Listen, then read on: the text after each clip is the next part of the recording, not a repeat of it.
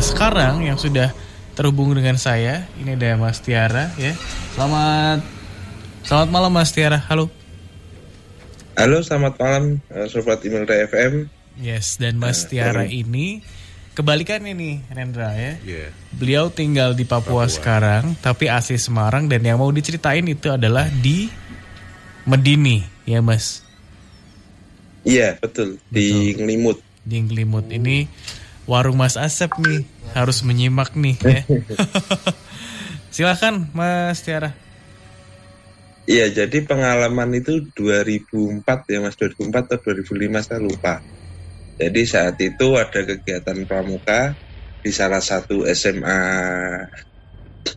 Kota Semarang. Kebetulan saya aktif di pramukanya. Dengan peserta kurang lebih 30 orang lah Mas. Dimana kita berangkat dari SMA itu jam 2 siang, namun ada kendala dan sebagainya.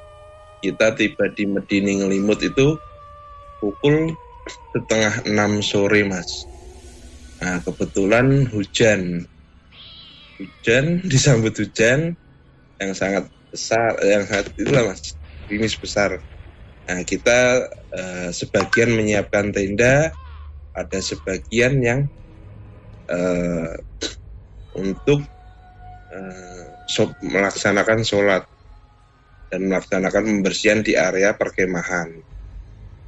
Nah, pada saat sore hari itu atau menjelang malam itu ada beberapa kegiatan perkemahan, Mas.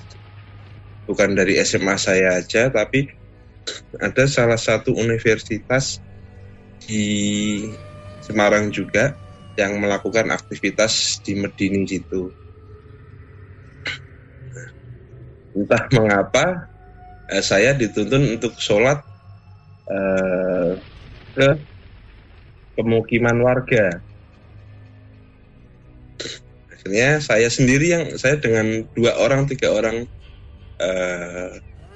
teman saya sholat di pemukiman warga. Setelah sholat maghrib kita semua kembali terus seperti biasa kan, hujan udah mulai reda, kita mulai menyusun perkemahan dengan adanya 2 aktivitas dari salah satu universitas. Nah, kita mempunyai program kerja juga selain menyusun kemah. Kebetulan di situ ada satu musola, Mas, satu musola yang udah lama, dan itu masuk dalam program kerja kita untuk pembersihan juga kan. Malam itu juga kita bersihkan di musola itu, musola kecil itu. Setelah kita bersihkan, entah kenapa jam 11 malam itu sebanyak 28 peserta itu kesurupan, kecuali saya dan sisanya Mas, 2 orang aja Mas yang gak kesurupan. Terus terpaksa kita turun Mas, kita turun ke warga, kita dibantu warga. Singkat cerita bisa lepas, kita masih melaksanakan aktivitas perkemahan sampai besoknya. Ya intinya kita masih melaksanakan perkemahan itu dengan mulus sampai akhirnya kita pulang ke SMA. Nah, itu kita pulang kan pada hari Minggu kan Mas, Minggu siang kita pulang. Nah sebenarnya itu masih banyak siswa yang kesurupan dan bahkan hampir kesurupan di beberapa kelas, dan itu mencari nama saya Mas. Yang ingin saya rasakan tuh sebetulnya tuh kesalahan apa yang kita bikin ya Mas ya, kok bisa sampai seperti itu. Terus sebetulnya apakah betul di area Medini itu ada petilasan seorang makam raja atau prabu itu ya Mas ya? Bisa nggak Mas dari Imilda memberikan feedback, karena setelah kejadian itu saya didatangkan kiai, entah kenapa semua udah pada lupa akan kejadian itu, tiba-tiba aja saya teringat itu Mas. Oke. Mas Tiara, itu 28 orang kesurupan semua? Iya bergantian Mas, mohon maaf bergantian, bukan bersamaan tapi bergantian Mas. Oke, sampai bergantian. ya. Tapi akhirnya bisa sadar karena bisa ini lagi karena Kebetulan kita ada relasi dengan salah satu yang dari Kairo itu, yang orang pinter lah, yang pakai tanpa menyentuh, tanpa apa itu, menceritakan adanya aktivitas yang 2 aktivitas itu. Satu aktivitasnya yang dari Universitas di Semarang itu katanya menggali makam daripada apa gitu loh, sehingga yang di gunung itu tidak terima. Tapi entah kenapa yang dicari nama saya ketika orang-orang itu kesurupan gitu loh Mas. Yang saya sampai sekarang masih bertanda tanya gitu Mas, apakah betul itu atau bagaimana, karena kan waktu itu masih SMA dan nggak berpikir yang aneh-aneh Mas. Oke, Mas Febri deh. Saya pingin ini lokasinya di Medini, Limut favorit Limut Mas gitu, Mas. Febri nih ya kan. Sayang banget Mas Febri. Iya. Saya kesana buat cari Apa? cari pesugihan. Waduh, itu yang permasaan. Iya, masih ada musolanya nggak Mas? Karena waktu itu ada musola kecil. Kalau ke Medini saya belum pernah, Pak. Selamat malam Pak Tiara. Ya, halo Mas Febri. Ya kalau saya dengar cerita dari Pak Tiara ini ya, yang saya lihat itu kejadian kesurupan massal ini satu karena pertama kali sampai situ gitu ya, kayak nggak ada, kalau orang Jawa itu klanuwun gitu loh, kayak nggak permisi. Iya, nggak ada gitu. permisinya Ya, jadi pas betul. mau bikin acara itu ya Mas. Betul ya. Oke, karena ya Medini juga di dataran tinggi pasti apa ya? Ya kalau namanya gunung ya Mas ya, yang saya tahu itu memang tempatnya mereka. Ya gitu. benar. Oke. Ya itulah apa ya, kayak ya pentingnya kalau kita minta izin, permisi gitu. Ya pentingnya di situ gitu Mas. Oke. Supaya tidak terjadi hal-hal yang tidak kita inginkan gitu.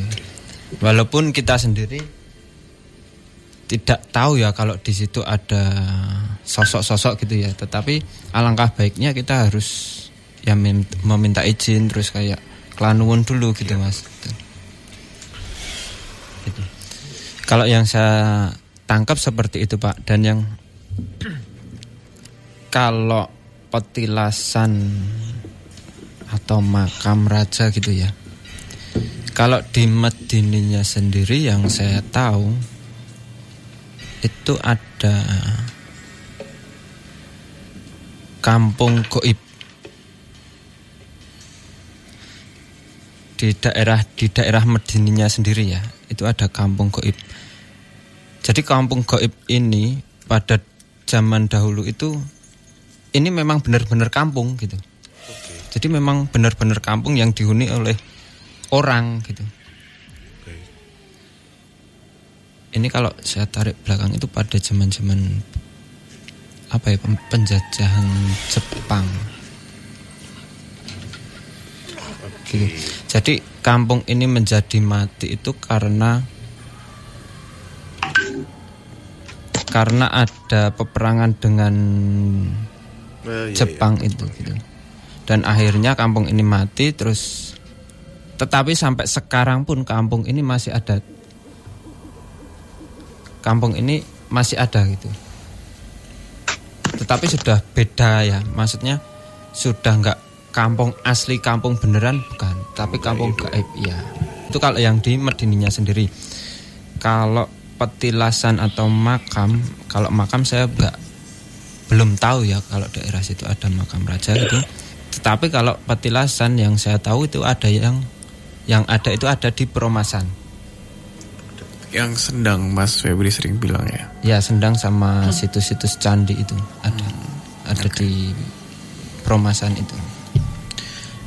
Itu Kejadian tahun 2004 2005. ya, 2004-2005.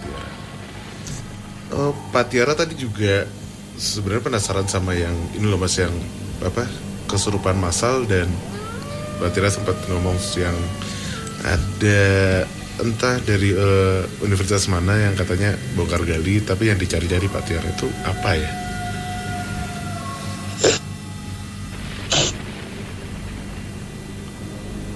Jadi beliau bercerita seperti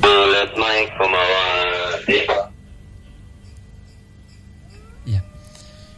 Kalau yang dilakukan sama anak-anak universitas ya, bongkar gali ini yang saya lihat itu kayak dia kayak membawa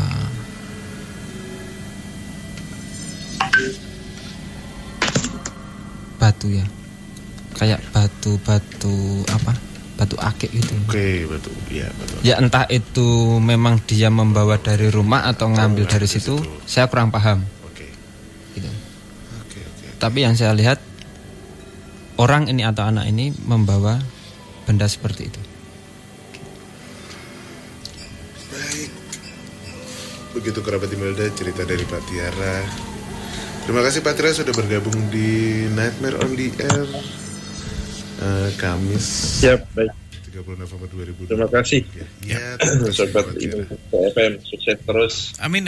Terima kasih Pak ya. Thank you.